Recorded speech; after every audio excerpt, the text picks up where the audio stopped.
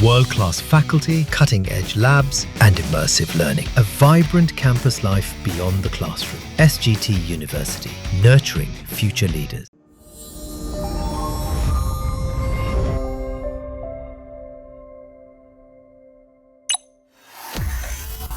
पंद्रह अगस्त एक तरफ भारत में आज़ादी का जश्न हो रहा होगा और दूसरी तरफ अलास्का में अमेरिकी राष्ट्रपति डोनाल्ड ट्रंप और रूसी राष्ट्रपति व्लादिमीर पुतिन के बीच मुलाकात।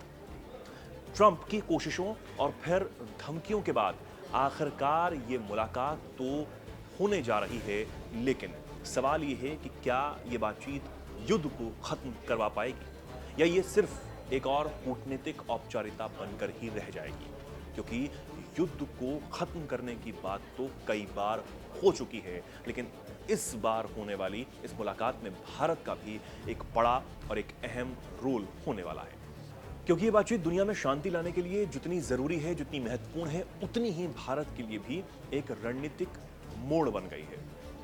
भारत की रूस से दोस्ती ट्रंप को खूब खटक रही है।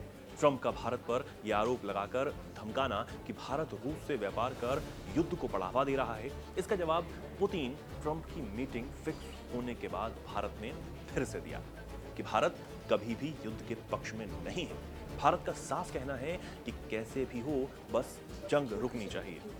ये बयान प्रधानमंत्री नरेंद्र मोदी के उस रुख से भी मेल खाता है जिसमें उन्होंने कई बार ये कहा कि यह युद्ध का युग नहीं है। भारतीय विदेश मंत्रालय ने इस बार ट्रंप पुतिन की बातचीत का खुला समर्थन करते हुए इसे यूक्रेन संकट के शांतिपूर्ण समाधान की दिशा में एक सकारात्मक कदम बताया है। विदेश मंत्रालय के प्रवक्ता रणधीर जायसवाल ने कहा कि भारत के रूस के साथ संबंध स्वतंत्र हैं और उन्हें किसी तीसरे पक्ष की नजर से नहीं देखा जाना चाहिए। ये बयान इसलिए महत्वपूर्ण है क्योंकि भारत आमतौर पर ऐसे विवादों में सार्वजनिक रूप से किसी का पक्ष नहीं लेता है, लेकिन इस बार परिस्थितियां बिल्कुल अलग हैं। यह युद्ध खत्म होता है तो भारत को इसका फायदा होने वाला है। भारत, रूस और अमेरिका किसी को भी नहीं छोड़ना चाहता है। हालांकि यह संतुलन साधना आसान नहीं होगा, लेकिन भारत इसे बखूबी निभा रहा है। इसे समझने के लिए निपुण जी के पास हम चलेंगे। वो समझाएंगे कि आखिर भारत को इससे क्या फायदा होगा अगर यह युद्ध इस बार खत्म हो जाता है। अभी 15 अगस्त को व्लादिमीर पुतिन और अमेरिका के राष्ट्रपति ट्रंप के बीच मुलाकात होने वाली है।